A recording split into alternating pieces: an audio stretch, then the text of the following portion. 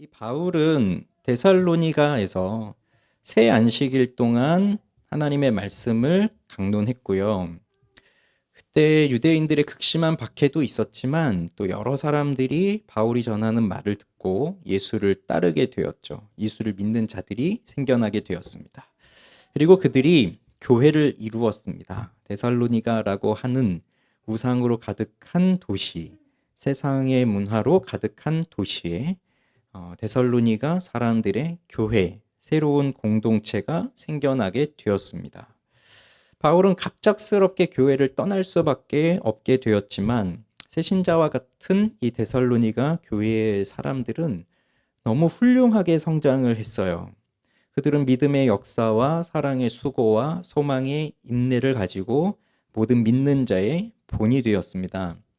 그런데 데살로니가 전서를 우리가 읽어가면서 깨닫게 되는 것은 그들이 이렇게 믿음의 본으로 성장하는 것도 저절로 된 것은 아니구나라고 하는 겁니다.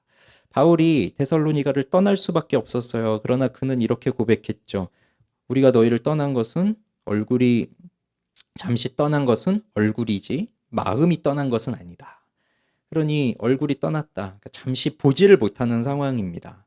오늘날과 같은 상황은 얼마든지 여행할 수 있고 또 화상을 통해서 온라인을 통해서 계속 볼 수 있지만 이 당시는 그런 것이 아니니까 한번 떨어지게 되면 만날 수 있는 기약이 없어요. 그렇지만 마음은 떠나지 않았다.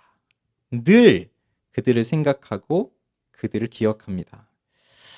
그렇지만 아주 짧은 기간, 정말 3주만 머물렀는지 아니면 또 어떤 사람들 길게 보는 사람들 6개월까지 보지만 그렇다고 저 생각엔 뭐 6개월까지 있었다고 생각은 되진 않고요. 어쨌든 짧은 기간에 있었는데 이들이 이렇게 본을 보이는 사람으로 성장할 수 있었던 이유는 우선 첫째가 바울이 복음을 제대로 가르쳤기 때문이에요.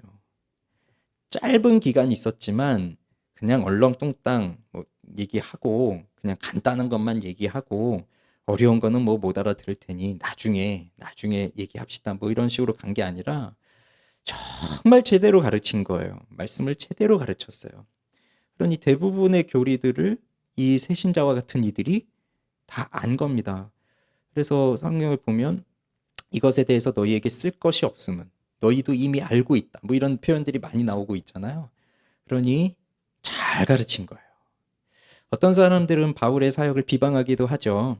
그렇지만 바울은 부모와 같이 엄마가 자녀를 대하듯이 아버지가 자녀를 대하듯이 그렇게 이들을 돌보았고 가르쳤습니다. 그러니 그렇게 얼굴이 떠나 있는 상태이지만 그들의 마음에는 항상 그들이 있기 때문에 그들을 잊지 못하고 있기 때문에 간절히 기도하고 그래서 자신은 갈 수가 없으니까 디모데를 보내고 또 디모데가 돌아와서 이야기해 주는 것들을 들으면서 이들에겐 이것이 필요하구나라고 하면서 또 이 편지를 보내고 있는 거예요. 그러면서 이 데살로니가 사람들, 이 교회의 성도들이 어떻게 살아야 할 것인가라고 하는 것을 구체적으로 말하는데 즉 하나님의 거룩함을 이루는 삶을 살아가라는 것을 가르쳐 주고 있어요. 첫 번째로 성과 관련된 음란하지 말아라 하는 것과 그리고 경제적인 일들, 그러니까 일을 열심히 해야 된다라고 하는 것. 그다음에 예수 그리스도가 다시 오실 것에 대하여서 이들이 그 예수 그리스도의 오심을 기다리되 먼저 죽은 사람들, 먼저 죽었기 때문에 예수님이 오시기를 금방 오실 거라고 생각하면서 예수님을 기다리고 있었는데 예수님은 오지 않으시고 오히려 우리 가족 중에서 먼저 죽는 자들이 생겼다. 그 큰 슬픔이 그 가정들의 그 사람들에게 임하였는데 이들이 잘못 알고 있었던 것이 예수님이 재림하기 전에 죽으면 부활을 할 수 없겠다. 뭐 이런 생각을 하게 되니까 혼돈에 빠졌죠. 그들의 생각을 바로 잡아주면서 그러면 우리는 어떻게 예수 그리스도의 재림을 기다리고 또 나의 죽음을 기다리고 그런 삶을 살아야 할 것인가. 그리고 우리가 주님을 기다리는 것은 곧 열심히 일하면서 살아가야 된다 하는 것들을 가르쳐 주었습니다. 자, 그러면서 마지막으로 오늘 읽은 이 내용이 마지막 부분인데 이 마지막 권면은 자, 그렇게 우리가 예수를 믿고 예수가 오심을 기다리면서 살아가고 있다면 우리는 공동체로서 살아가야 된다라고 하는 것을 마지막으로 가르쳐 주고 있어요. 굉장히 구체적으로. 자, 12절을 보십시오. 형제들아, 우리가 너희에게 구하노니 너희 가운데에서 수고하고 주 안에서 너희를 다스리며 권하는 자들을 너희가 알고라고 되어 있습니다. 그럼 여기 보시면 너희 가운데에서 너희에게 구한다. 너희 가운데서 그다음 너희라는 말이 반복이 되고 있고요. 그다음에 수고하고 다스리며 권하는 자들 이렇게 세 종류가 나오고 있어요. 수고하고 다스리고 권하는 자들. 그런데 이것은요. 세 부류의 사람을 말하는 것이 아닙니다. 수고하는 사람 따로 있고 다스리는 사람 따로 있고 권하는 사람이 따로 있다는 것을 말하는 게 아니라 사실 이것은 한 사람이 이 세 종류의 일을 다 하고 있는 거예요. 수고하고 다스리고 권하는 것. 누가 이걸 할까요? 바로 리더들입니다. 리더들. 이 리더들이 세 가지의 특징을 나타내고 있는 사람들이에요. 이들을 섬기는 리더들. 그래서 뭐 목회자일 수도 있고요. 가르치는 자, 그리고 뭐 우리로 치면 이제 소그룹의 리더, 뭐 구역장, 주일학교 교사, 뭐 이렇게 이끄는 사람들 있잖아요. 그런 사람들을 여기서 말하고 있는 거예요. 그렇다고 한다면 그들이 하는 일이 뭡니까? 수고와 뭐였죠? 수고와 다스림과 권함. 이렇게 세 가지를 하고 있는 사람들이 리더인 거예요. 그러면 이게 이 당시 초대교회의 모습 속에서도 이렇게 섬기는 사람들이 있는데 지금 우리도 마찬가지입니다. 우리도 이 공동체를 이루고 있습니다. 그러면 이 공동체 속에서 여러분 머릿속에 떠오르는 사람들이 있어야 돼요. 아, 우리를 위해서, 나를 위해서 수고하는 사람, 다스리는 사람, 권하는 사람 떠올라야 됩니다. 그래야 있다는 거잖아요. 그리고 그분의 도움을 받고 있다는 거잖아요. 그리고 그것만이 아니라 내가 또 이렇게 하는 사람이어야 되는 거예요. 수고하고 다스리고 권하고. 그래서 리더는요.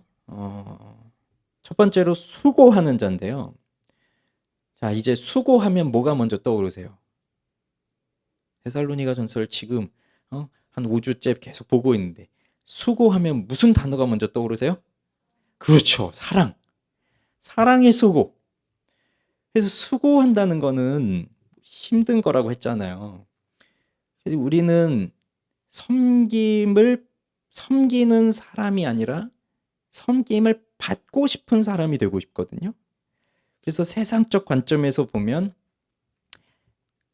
내가 얼마나 많은 사람을 섬기느냐가 성공의 잣대가 아니라 얼마나 많은 사람이 나를 섬겨주느냐 이것이 성공의 잣대가 되는데 기독교 세계관은 그게 아니라 내가 얼마나 많은 사람을 섬기느냐에 있어요.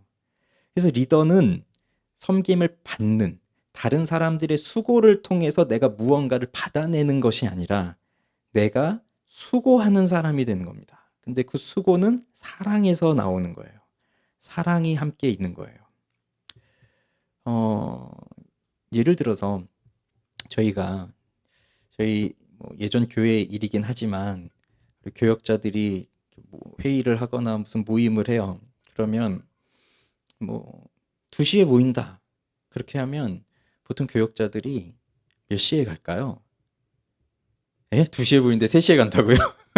그건 너무 심했고 2시에 모입시다 하면은 다 사무실에 이렇게 앉아 있다가 2시 되면 일어나요. 2시에 모이기로 했는데 그럼 다 또 설렁설렁 걸어와요.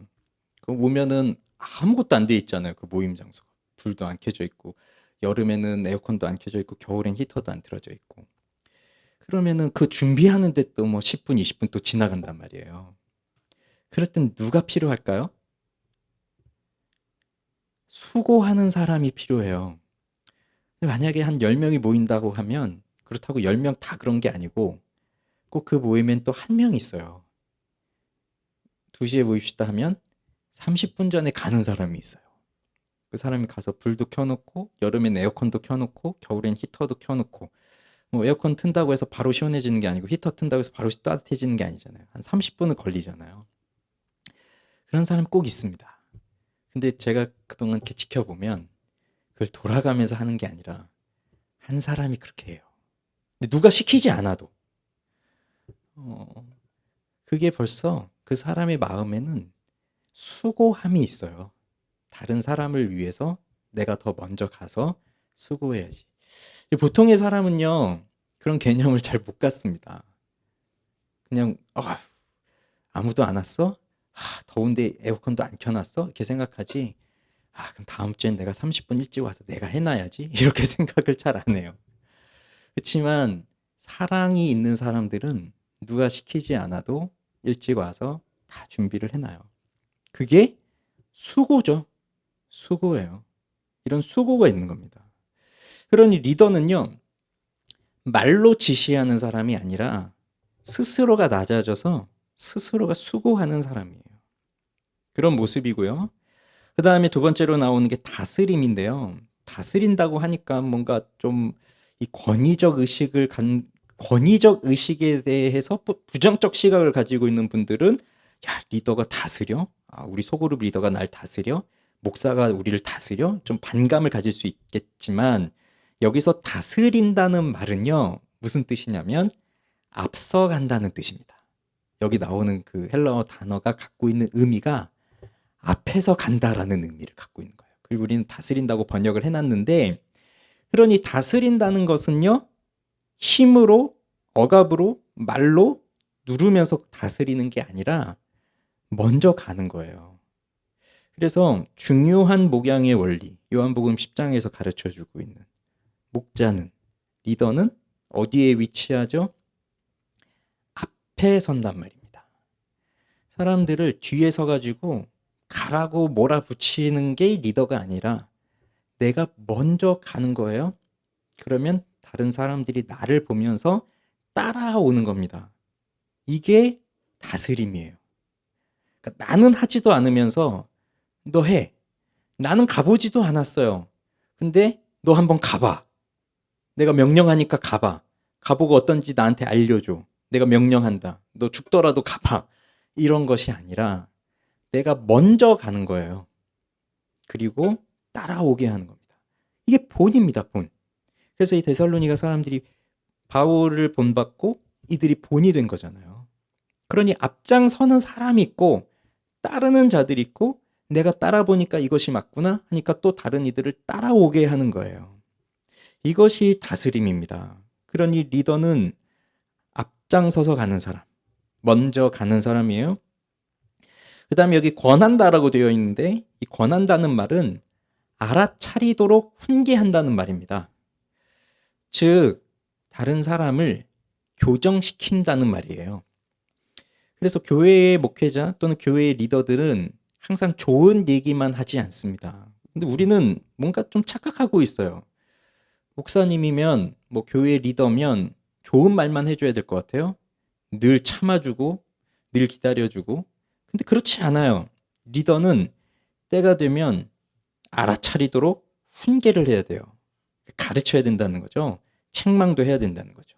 잘못된 길로 가고 있는데, 내가 지금 이렇게 앞장서서 가고 있는데 얘는 자꾸 딴 길로 가려고 하고 있어요.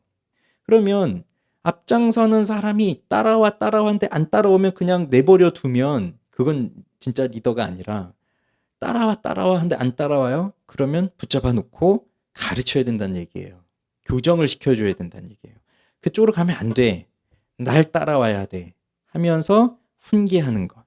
이것을 말하는 겁니다. 그런데 이것도 반드시 사랑이 동반이 돼야 돼요.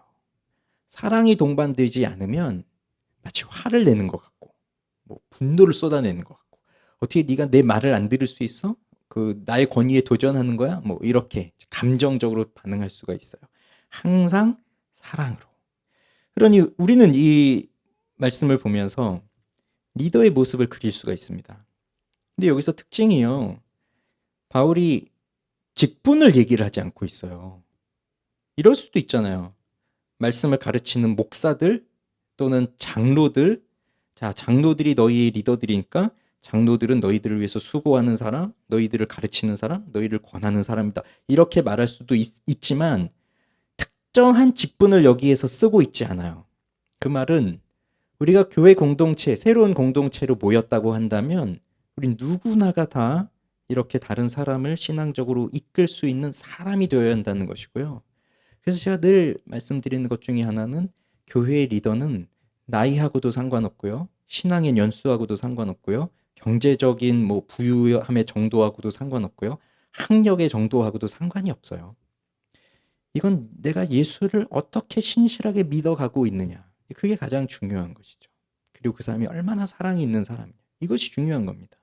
그래서 나보다 나이가 어려도 신실하게 예수를 믿는다면 나는 그를 따라가는 것이고, 또 나보다 나이가 한참 많으신데 정말로 신실한 믿음의 삶을 살아가고 있다면 존경하는 마음으로 따라가는 것이고, 목회자도 성도들을 보면서 배울 것이 있으면 배우고, 성도들은 목회자를 보면서 또 배우고, 그 관계가 이 교회 공동체 안에서 있어야 한다는 것입니다. 그런데 13절에 뭐라고 말하고 있냐면요. 그들의 역사로 말미암아, 여기 역사도 그 에르곤이에요. 일이에요. 그들의 이런 일함으로, 이런 수고와 뭐 다스림과 또 권함으로 말미암아서 사랑 안에서 가장 귀히 여기며 너희끼리 화목하라라고 말하고 있습니다. 그래서 제가 성경에서 이렇게 명령하는 것들이 있다면 왜 이런 명령을 한다고 말씀드렸어요. 못하니까. 잘하고 있으면 뭐 앞에서 잘하는 거 있었잖아요. 잘하고 있으니 더 계속 잘하거라 이런 식으로 권면을 하지, 이렇게 강력하게 명령을 하는 이유는 못하기 때문에, 즉 우리는 이것이 어려운 사람들이기 때문에 서로 화목하라라고 하는 것을 콕 집어 말하는 이유는 우리는 화목할 때도 있지만 화목하지 못할 때가 많이 생긴다는 겁니다. 어디서요? 이 교회 안에서, 공동체 안에서. 어떤 경우는 말씀을 전하는 목회자와 또 그 말씀을 듣는 성도들 사이에 화목함이 이루어져야 되는데 그 화목함이 깨지는 경우가 있어요. 목회자의 말을 안 듣는 거죠. 또는 목회자에 대한 반감을 갖는 거죠. 또는 뭐 목회자가 잘못할 수도 있으니까 그럼 또 저 사람이 또 잘못했구나 뭐 이런 걸 가지면 벌써 불신이 생기잖아요. 그럼 화목이 깨져요. 또 목회자가 성도들을 보면서도 그럴 수 있어요. 어떻게 이렇게 내가 말씀을 가르치는데 이렇게 안 따라오지? 그럴 수도 있어요. 그리고 성도들끼리, 우리 소그룹에서 함께 모였는데 우리 지난주에 소그룹 계약하면서 뭘 기대하라고 했었나요? 갈등을 기대하라고 했잖아요. 그러니까 이 모임 속에는 서로 다른 사람들, 다양한 사람들이 모여있기 때문에 언제든지 시한폭탄처럼 펑 하고 터질 수 있는 거예요. 뾰족한 가시들이기 때문에 다들. 늘 그런 관계 속에 우리가 있기 때문에 신경 써야 될 건 뭐냐면 화목하라. 화목하라. 이겁니다. 그럼 이제 이걸 어떻게 하느냐? 자, 14절 보세요. 또 형제들아 너희를 권하노니 게으른 자들을 권계하며 마음이 약한 자들을 격려하고 힘이 없는 자들을 붙들어주며 모든 사람에게 오래 참으라. 이 교회 공동체에는요, 이런 사람들이 있습니다. 게으른 사람들이 있어요. 게으른 사람들. 이 옛날 개역 한글 성경에는 규모 없는 자들이라고 번역을 해놨어요. 이건 누구냐면 빈둥빈둥 노는 사람들이에요. 교회에 왔는데 아무것도 안 하고 그냥 노는 사람들이 있어요. 누구는 정말 수고해요. 뭐 밥을 차릴 때도 정말 그 수고하고 뭐 할 때도 이렇게 탁자도 놓고 숟가락도 놓고 정말 부지런하게 왔다 갔다 하지만 정말 어떤 사람들은 진짜 손 하나 까딱 안 하고 빈둥빈둥 노는 사람들이 있는데, 이런 사람들은요 사실 교회의 질서를 좀 싫어합니다. 그리고 제멋대로 행동하는 사람들이에요. 쉽게 말해서 제멋대로 자기 좋은 대로 하는 거예요. 그러니 뭐 일하기 싫잖아요. 그냥 가만히 있고 싶고. 그게 게으른 사람들입니다. 그런 자들이 우리 교회 공동체 안에 있다면 그냥 내버려 두는 게 아니라 권계하라고 했는데, 이 권계가 앞에서 봤었던 12절에 나왔던 권함이라고 하는, 권하는이라고 하는 말하고 헬라어 같은 말이에요. 그러니 이거는 알아차리도록 훈계하라는 거잖아요.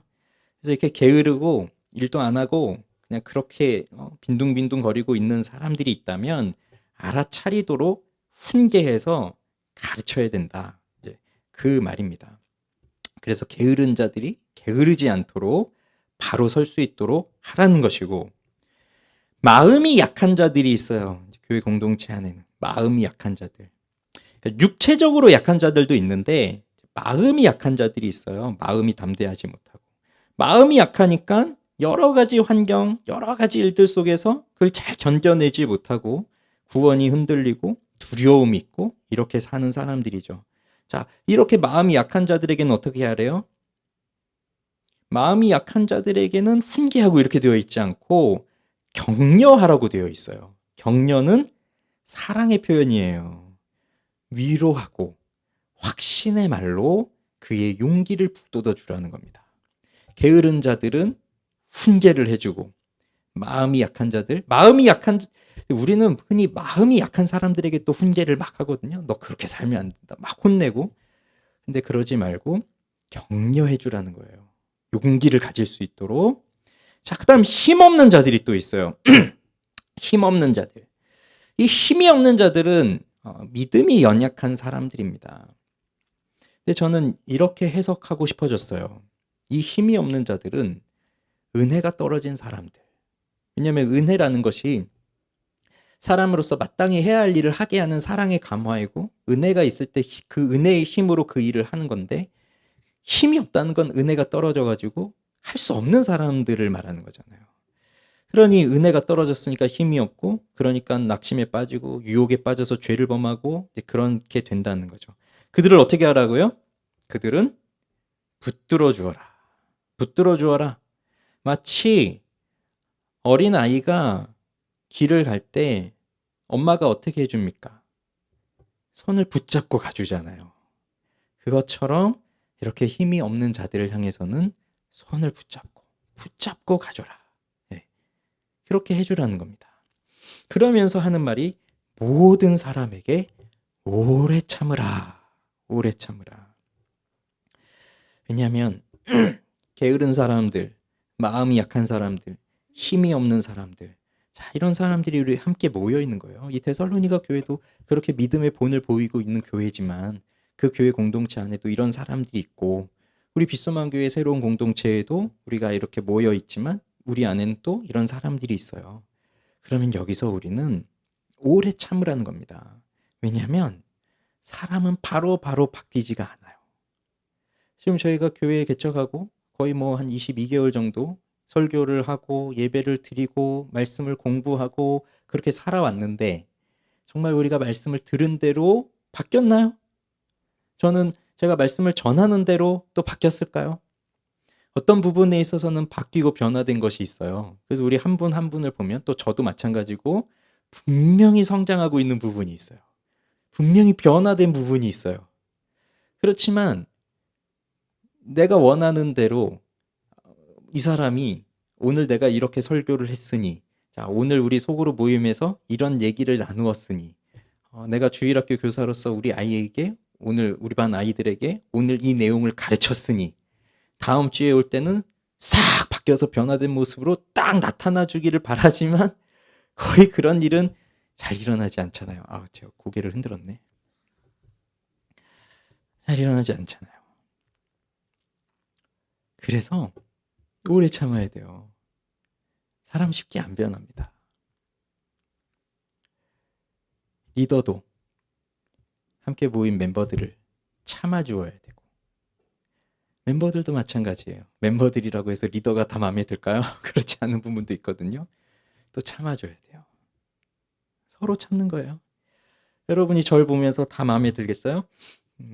지금은 뭐 다 마음에 든다고 이렇게 눈빛을 보내고 계시지만, 이렇게 또 1년 보내다 보면 왜 저러시지? 이상하네? 뭐 이런 거 생각하실 수 있거든요. 저라고 여러분들을 보면서 다 마음에 들 수 있을까요? 아닙니다. 어느 부분에서는 부딪히고 갈등이 생기고 말은 안 하지만 속으로 또 갈등을 쌓고 그런 부분들이 있어요. 그렇기 때문에 우리에게 가르쳐 주는 것은 오래 참으라. 이 기본입니다. 오래 참는 거. 그래서 15절 삼가 누가 누구에게든지 악으로 악을 갚지 말게 하고, 우리는요, 누가 나한테 어떤 일을 했어요. 악한 일을 나를 좀 해롭게 했어요. 그러면 곧바로 나도 갚고 싶은 게 우리 본성이거든요. 교회 안에서 이런 일 수두룩하게 일어납니다. 그렇지만 그렇게 하지 말고 서로 대하든지 모든 사람을 대하든지 항상 선을 따르라고 하고 있어요. 항상 선을 따르라. 그래서 보복하지 말고 뭐 복수하지 말고 그런 생각하지 말고 나한테 좀 불친절하더라도 나한테 좀 해를 끼치는 사람이 있다 하더라도 하나님 내게 보여주신 사랑을 바탕으로 해서 그에게 사랑을 베풀라는 겁니다. 그래서 선을 따라서 행하라는 겁니다. 그것이 공동체의 모습이라고 하는 거예요. 하나님의 말씀을 따라 이 세상 도시에 세워진 새로운 공동체인 데살로니가 교회, 데살로니가 사람들의 교회가 살아가야 할 공동체의 모습이다. 그 다음 이제 나오는 말씀이 우리가 너무 잘 알고 있는 말씀이죠. 항상 기뻐하고 쉬지 말고 기도하라. 범사에 감사하라. 이것이 그리스도 예수 안에서 너희를 향하신 하나님의 뜻이다. 너무 유명한 말씀. 다 외우고 있을 말씀. 이게 이제 딱 주어져요. 근데 항상 기뻐하라. 쉬지 말고 기도하라. 범사에 감사하라. 이건 너무 좋은데 자, 솔직히 이거 여러분은 어떻게 생각하세요? 이 말씀이? 여러분 실천하고 계세요? 아니면 부담스러우세요? 뭔가요? 실천도 못하고 부담스럽지도 않고 그냥 좋은 말? 맞아요. 그렇게 우리에게, 우리 그리스도인들에게 박혀있는 말씀이에요. 좋은 말씀이다. 항상 기뻐하라. 쉬지 말고 기도하라. 범사에 감사하라. 아, 이거는 우리 그리스도인들이 가져야 할 아주 중요한 격언이다. 이렇게 생각을 하고 있는데 그런데 솔직히 말해서 우리가 항상 기뻐할 수 있습니까? 쉬지 말고 기도할 수 있습니까? 범사에 감사할 수 있습니까? 사실 우리는 그렇게 살 수 없다는 걸 또한 내가 잘 알고 있기 때문에 아, 이거는 나는 실제적으로 지킬 수는 없어. 그렇지만 항상 기뻐하라, 범사에 감사하라, 쉬지 말고 기도하라라고 주신 하나님의 덕목이야. 그래서 이거는 뭐 큼지막하게 써붙여 놓기도 하고 뭐 누구에게 이렇게 줄 때 이런 말씀 써가지고 이렇게 주기도 하고 그리고 뭐 우리 집 가훈처럼 딱 이렇게 액자에 걸어놓기도 하고 한단 말이에요. 그런데요, 오늘 이 말씀은 우리가 좀 오해하고 있는 부분들이 좀 있거든요. 사실 이 말씀은요, 2인칭 복수 형태로 주어져 있습니다. 지금 명령형인데 우리는 항상 기뻐하라, 쉬지 말고 기도하라, 범사에 감사하라. 사실 주어가 빠져 있잖아요. 근데 이제 헬라어는 성수격이 분명하거든요. 그러면 이 기뻐하라, 기도하라, 감사하라가 2인칭 복수로 되어 있어요. 그러니까 2인칭 단수가 아니라 그러니까 너 한 사람 꼭 집어서 너 항상 기뻐해, 너 쉬지 말고 기도해, 너 범사에 감사해야 돼. 그렇게 생각하면서 우리도 나 자신을 생각하면서 아, 나는 항상 기뻐해야지. 아, 나는 쉬지 말고 기도해야지. 아, 나는 범사에 감사해야지. 이렇게 생각하면서 근데 내가 못하니까 양심에 찔리고 그러면서 이런 거는 쫙 뒤로 밀어놓고 그냥 좋은 말로만 생각하고 그렇게 하는 경향이 있지만 정확하게 보자면 이것은 2인칭 복수 형태로 명령을 내리고 있는 것이기 때문에 이 명령은 공동체에 주시는 명령이에요. 지금 이 데살로니가 교회를 향해서 너희들은 항상 기뻐해라. 너희들은 쉬지 말고 기도해라. 너희들은 범사에 감사해라. 공동체적으로 주어진 명령입니다. 그러면 공동체적으로 함께 항상 기뻐하고 쉬지 말고 기도하고 범사에 감사할 수 있는 그 장치가 무엇일까요? 그 자리가 어디일까요? 예배예요. 예배의 자리를 말하고 있는 거예요. 그래서 16, 17, 18절을 18절에서 끊어 읽지 마시고 19, 20, 21절로 이어서 보셔야 돼요. 이거는 예배를 말하고 있는 거예요. 공동체 안에서의 예배를. 이 공동체가 함께 하나님을 예배할 때, 자, 항상 기뻐하라. 이게 뭐예요? 우리는 예배할 때 하나님을 기뻐하는 겁니다. 예배가 하나님을 기뻐하는 것이에요. 하나님의 영광을 드러내고 하나님이 하나님이시다고 하나님께서 하나님이시다라고 하는 것을 우리는 생각하고 묵상하면서 그 하나님이 나에게 어떠한 일을 행하셨는지를 기억하면서 하나님을 영화롭게 하는 것이 예배거든요. 그래서 예배는 내가 주인이 아니고 예배는 하나님이 주인이시거든요. 우리는 하나님을 기뻐하는 것이 예배지 내가 기쁘려고 여기 나와서 예배 드리는 건 아니에요. 어떤 사람이 교회를 찾는데 1시간 안에 예배가 끝나는 교회를 추천해 주십시오. 그러면 가겠습니다 했더니 댓글이 달린 것 중에 어느 교회 1시간 댓글이 달린 것 중에 이런 내용도 있었대요. 그런 교회에 있으면 꼭 알려주세요. 저도 갖고 싶습니다. 큰일 났습니다. 우리 교회는. 그런 분들이 우리 교회 오시면 도망가시겠어요. 근데 예배를 1시간 안에 끝내야 된다라는 것을 누가 만들었어요? 누가 그걸 정했어요? 예배는 1시간 안에 끝날 수도 있고 어떤 날은 2시간이 걸릴 수도 있어요. 그러니까 내가 정하는 거 아니에요. 내가 결정하는 것도 아니고. 오늘 제가 일찍 끝낸다고 했는데 벌써 30분이 지나가 버렸네. 끝날 수가 없어요. 하나님이 중심이에요. 내가 중심이 돼서 결정하는 거 아닙니다. 내 기쁨을 위해서 예배를 드리는 것이 아니에요. 하나님을 만날 때 우리는 기뻐하게 되어 있거든요. 하나님을 기뻐하는 거. 쉬지 말고 기도하라. 우리가 예배 가운데 기도합니다. 예배 속에서 기도합니다. 예배 속에서 우리는 감사합니다. 그러면서 이어지는 게 19절. 성경을 소멸하지 말고 예언을 멸시하지 말고. 그럼 예배 속에 무엇이 있나요? 찬양과 기도와 이런 것도 있지만 항상 하나님은 그래도 예배 속에서 우리에게 어떻게 역사하시냐면 말씀을 통해서 역사하시거든요.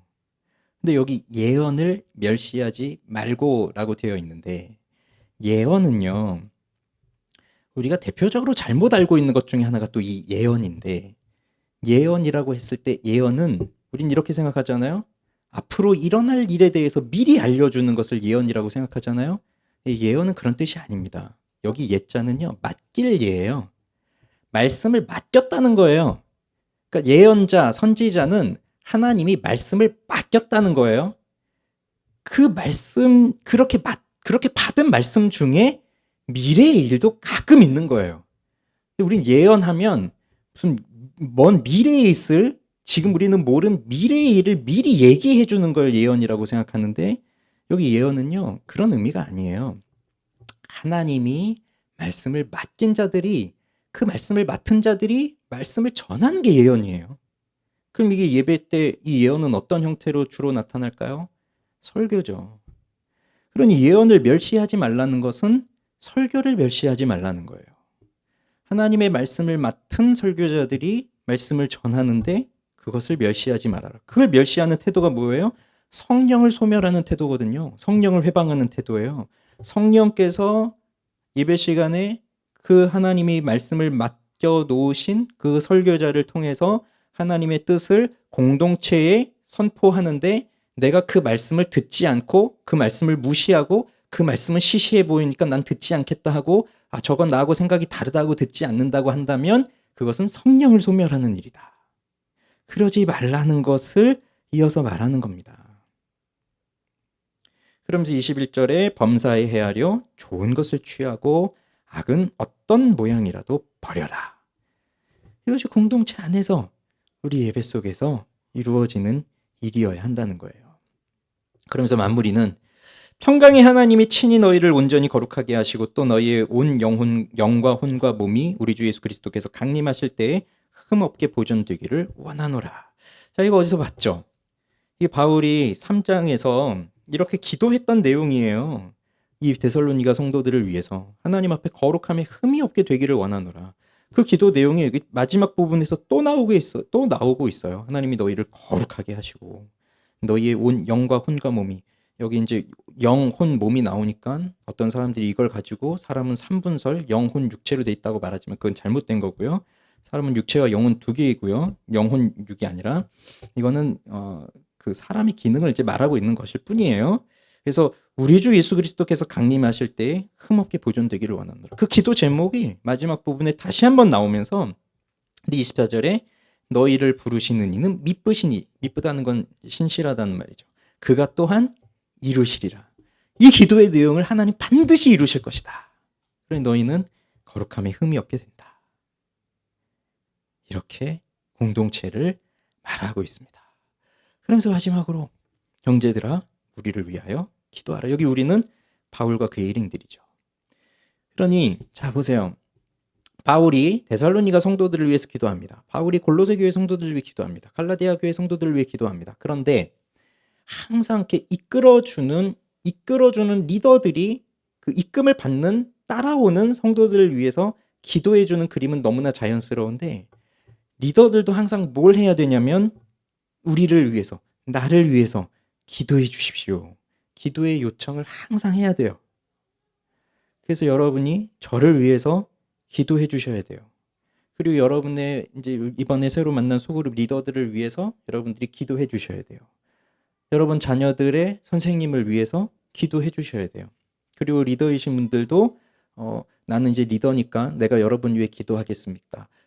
저에 대해서는 신경 안 쓰셔도 돼요. 전 잘할 수 있어요. 제가 여러분들에게 폐를 끼치고 싶지 않아요. 그런 태도가 아니라 기도해달라고 요청하셔야 돼요. 왜냐면 우린 다 연약하거든요. 그래서 누구보다도 리더를 위해서 기도해 주셔야 돼요. 저를 위해서 기도해 주셔야 돼요. 거룩하게 입맞춤으로 모든 형제에게 문안하라. 내가 주를 힘입어 너희를 명하노니 모든 형제에게 이 편지를 읽어주라. 우리 주 예수 그리스도의 은혜가 너희에게 있을지어다. 결국 모든 형제에게 이 편지를 읽어주라는 것도 예배 때 이 편지를 읽어주라고 하는 것일 겁니다. 그 공동체가 모였을 때. 그때는 신약 성경이 없어요. 구약 성경만 있을 때이죠. 근데 이제 이것이 또 읽혀지는 것이에요. 그러면서 마무리는 우리 주 예수 그리스도의 은혜가 너희에게 있을지어다 하면서 이 편지가 마쳐지고 있습니다. 그러면 이제 우리도 적용하면서 마치겠습니다. 데살로니가는 분명 고난을 받고 있습니다. 그들이 유대의 교회를 본받은 것처럼 무슨 본을 받았느냐? 유대인들에게 동족들에게 고난을 받았듯이 너희들도 동족들에게 고난을 받고 있다. 그러니 데살로니가 사람들이 예수를 믿음으로 인하여 고난을 받습니다. 그럼에도 이들이 믿음의 본을 이어가고 있어요. 어떻게 해서 가능할 수 있었을까요? 그것은 공동체의 힘이 있기 때문입니다. 이 편지를 처음부터 끝까지 쭉 읽어보면 바울은 개인에게 이 편지를 보내고 있는 것이 아니라 교회 공동체에게 이 편지를 보내고 있어요. 그러니 이들이 어려운 상황 속에서 그 믿음을 잃어버리지 않고 믿음의 본을 보이면서 살아갈 수 있는 이유는 새신자들임에도 불구하고 그렇게 살아갈 수 있는 이유는 그들이 혼자 있는 게 아니라 공동체로 함께 있기 때문이에요. 공동체로 함께 있기 때문에. 그럼 생각해 보십시오. 우리가 모였습니다. 공동체로 모였습니다. 그리고 예배를 드립니다. 오늘 우리가 함께 기도합니다. 여러분 말씀을 듣고 있습니다. 자, 이렇게 하고 끝나고 돌아갑니다. 그러면 자, 이렇게만 한다고 해보세요. 교회 공동체 안에서 뭐 주일이든 수요일이든 언제든지 간에 우리가 함께 모여서 예배 드리고 말씀 듣고 끝나고 그냥 싹 돌아가요. 아무 말도 하지 않고 그냥 그렇게 그것만 하고 있다면 교회 안에서 그럼 정말 우리는 믿음의 본을 보이면서 살아갈 수 있을까요? 또 믿음의 본을 받으면서 살아갈 수 있을까요? 그렇지 않아요. 그래서 우리는 공동체로 함께 모여서 예배를 드리고 또 공동체로 함께 식사를 나누고 공동체로 함께 섬기고 공동체로 함께 나누는 거예요. 그러다 보면 내 연약함이 보이기 시작합니다. 나의 연약함이. 그리고 지체의 연약함이 보이기 시작합니다. 그럼 어떻게 될까요? 기도 제목을 발견하는 거예요. 늦게 오신 분들은 지금 제 상태가 어떤지에 대해서 못 들으셨는데 제가 지금 어제부터 이 뒷목 등 뭐 완전히 다 굳어가지고요. 지금 고개가 안 움직여지고요. 가만히 있어도 아파요. 통증이 오고. 근데 그래서 이 목 근육이 평소엔 생각도 안 해봤는데 이 근육이 이렇게 쫙 이렇게 붙어서 등까지 또 가슴까지 이렇게 쫙 연결된 걸 보면서 이 근육이 하나 이제 아프니까 침을 꼴딱 삼키는데도 이 뒷근육이 사용되고, 밥을 먹을 때 이렇게 입을 벌릴 때도 여기 근육이 사용되어지고, 뭘 하나 움직일 때도 근육이 사용되어지고, 차를 타고 가는데 우회전을 하는데 좀 이렇게 아픈지, 좌회전 할 때는 그래도 이렇게 석게 도는데 우회전은 확 돌잖아요. 관성의 법칙에 의해서 그런지 너무 죄송. 지금 지금 순간적으로 너무 아픈 거예요. 근데 이 하나가 아프지만 이 하나가 아픔으로 인해서 온몸이 다 힘들고 마음이 힘들어지고 여러 가지로 힘들어져요. 그런 것이 하나가 된 거거든요. 그래서 내가 이 공동체의 한 일원이 되었다고 한다면 다 연결되어 있는 겁니다. 유기적으로 연결되어 있어요. 보이지 않을 뿐이지만. 그런데 이 속에서 내가 연약해요. 그 연약함을 내가 느껴요. 혼자 있을 땐 모릅니다. 혼자 있을 땐 발견할 수 없어요. 같이 있다 보니까 아는 거예요. 아, 내 성격이 이렇구나. 내 기질이 이렇구나. 그래서 부부 관계 속에서 그런 걸 많이 보잖아요. 결혼해보니 내가 이런 사람이었네. 또 자녀를 낳아서 키워보다 보니 내가 이런 사람이었네. 그런 걸 보잖아요. 교회 공동체도 마찬가지예요. 내가 이런 사람이었구나. 근데 대부분의 세상은 그냥 무시하고 자기 중심적으로 모든 걸 끌어가도록 가르치겠지만, 이 교회는 나의 연약함을 발견했다면 그 연약함을 나눌 수 있어야 돼요. 내가 이렇게 부족합니다. 그러니 나를 도와주십시오. 그 나눌 수 있어야 돼요. 근데 이 자존심이 허락을 안 하면 그걸 나눌 수가 없어요. 나만 연약한 게 아니에요. 또 다른 사람이 연약해요. 그걸 보잖아요. 그럼 그가 나에게, 또 우리에게 나를 도와주십시오 라고 요청하고 와야 되는데, 또 그러지 않을 경우도 많아요. 끝까지 숨기고 있을 때도 있어요. 근데 우리가 다 보인단 말이에요. 그럴 때는 내가, 또 우리가 돕는 거예요. 그리고 가장 돕는 실제적인 것은 기도입니다. 기도. 그를 위해서 기도하는 것. 그러면 그렇게 함께 기도하면서 우리의 연약함들이 보완이 되어져 가요. 근데 그 과정은 앞에 말씀드린 것처럼 오래 참아야 된다는 얘기입니다. 시간이 길게 걸릴 거니까. 그 속에서 오래 참는다는 건 나를 주장하지 않는다는 거예요. 그래서 이 교회 공동체는 이끌어주는 사람이 있고 그를 따르는 사람이 있고요. 그리고 이 이끌어주고 따르는 이 관계는 우리 모두에게 다 해당되는 거예요. 그래서 이끄는 사람만 있고 따르는 사람만 있는 게 아니라, 내가 정말 예수를 믿는 진실한 그리스도인이라고 한다면 나는 이끄는 사람도 되고 따르는 사람도 돼요. 그래서 말씀을 가르치는 사람이기도 하면서 또 말씀을 배우는 사람이기도 한 거예요. 이게 교회 공동체 안에서. 데살로니가 교회가 비록 어린, 세워진 지 얼마 안 된 약한 교회였지만 이들이 이렇게 믿음의 본을 보일 수 있었던 것은 지금 바울이 이렇게 강조하고 있는 이 공동체성, 이것이 있었기 때문입니다. 혼자서는 절대로 할 수 없습니다. 그래서 신앙은 혼자 할 수 없어요. 나 혼자 예배 드리고 그냥 집에 간다? 나 혼자 좋은 설교 듣고 많이 깨닫고 정리 잘해서 지식을 잘 알고 있다? 이런 사람들은 신앙이 성장할 수 없어요. 예배 드리고 말씀 듣고 깨달았다면 이 공동체 속에서 그것을 함께 나누고 풀어내고 또 함께 도우면서 함께 성장해 가는 거예요. 여기 계속 반복하고 있는 겁니다. 너희는, 너희는, 너희는, 너희는. 너 한 사람이 아니에요. 너희는, 너희는, 너희는. 그래서 오늘도 우리는요, 매우 연약하지만 그 은혜를 바라보면서 우리 공동체가 세워지면 좋겠어요. 그러니 저를 위해서 꼭 기도해 주세요. 목이 너무 아파요. 지금 진통제 먹고 그나마 좀 이렇게 있는데 너무 아파요. 주일날도 이러면 안 될 것 같아요. 좀 기도해 주시고 말씀이 정말 끊어지지 않도록 우리 공동체에 늘 말씀이 넘쳐날 수 있도록 기도 많이 해주셔야 돼요. 그리고 여러분 함께 서로 기도하기를 바랍니다. 자, 우리 찬양합시다.